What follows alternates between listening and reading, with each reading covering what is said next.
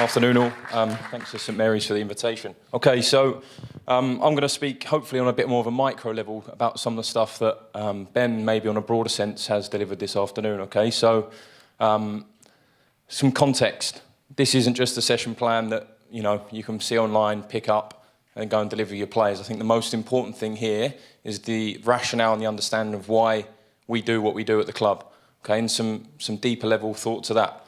So we have a review process at the end of every year, and we start to think about planning for the next season. Within those plans, we obviously know which players we're going to take from age group to age group. As part of those discussions, we also need to think about in the youth development phase, so the under 15s, 16s, how our programme fits in with the professional development phase, so the under 18s, the scholars and the professionals within there. And some of the conversation amongst others was that the 18s would deploy playing with a 4-4-2 diamond shape, much different to the one that Ollie referenced earlier.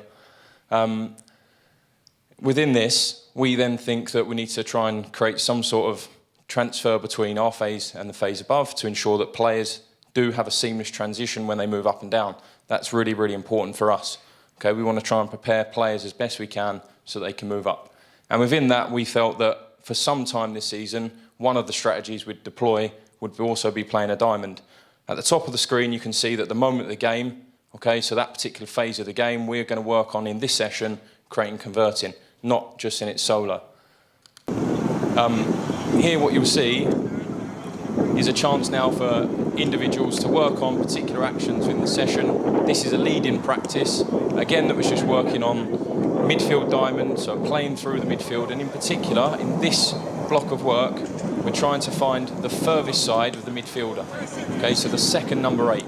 We feel that's really important, potentially playing against either a team that presses us, there'll hopefully be space in our overload of a 4-3-3 in there, and subsequent to that, if a team drops off us, holds a mid-block, again, we want to try and work space to go into that second midfielder. Planning led from the first practice into the session plan that you saw, which now results in a 7v7 game.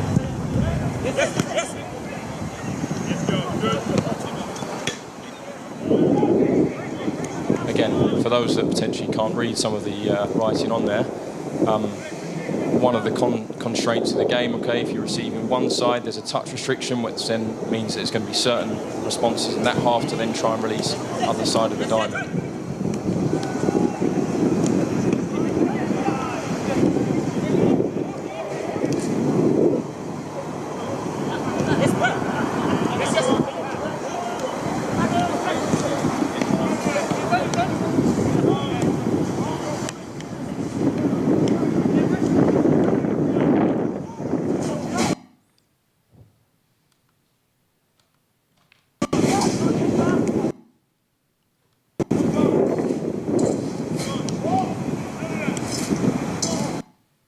Okay, so that piece of work, again, refer back to the top of the screen, was a create and convert session. Just one moment of the game. We then move into another particular week. We're now working on control and possession. So a slight change in the moment of the game. But the key thing here is some of the principles, again, playing through midfield, looking to find the second number 8, that remains the same.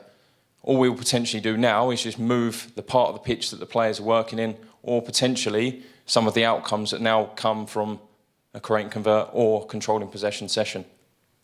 The first video you will see a smaller 4v4 game. Again, in that particular moment of the practice, we're looking at some combinations through the diamond, and then again fitting into some of the bigger stuff here.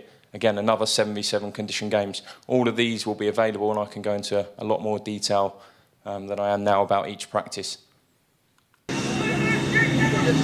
Okay, so here I said 4v4, so server at the bottom, base of the diamond, and then potentially 3 players to try and make the rest of the diamond. That's just one combination that we'll look to go for our 10 to release our 8s to score, or potentially play into our front 2.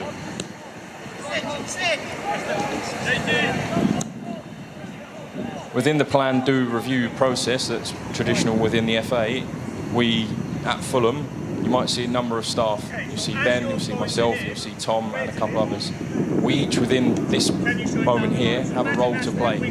So Dan Thomas, who's 16's coach, is delivering what you'd see is quite a team message. Okay, but hopefully what you'll also see is myself and Tom having interactions with individual players. So we want to fit individual tasks into the team and into the main sessions. Within that, hopefully then we can start to embed some smaller micro-based work, okay, into the team. And then finally, how does this look in a game? Transfer, what's really important from the sessions into the match days, how we then allow players to work this. Okay, so we want to try and set objectives which allow players to practice. It doesn't always look exactly what you like to see on the TV. It will be messy. Okay, but what's really important is we make a commitment to the players, and they make a commitment to themselves ultimately to try and practice in the game. I think the second goal that you'll see here is hopefully just a piece of work that has come together over pre-season. So that's our second number 8, ready to release our fullback. Ultimately, we finish with a cross and a finish here.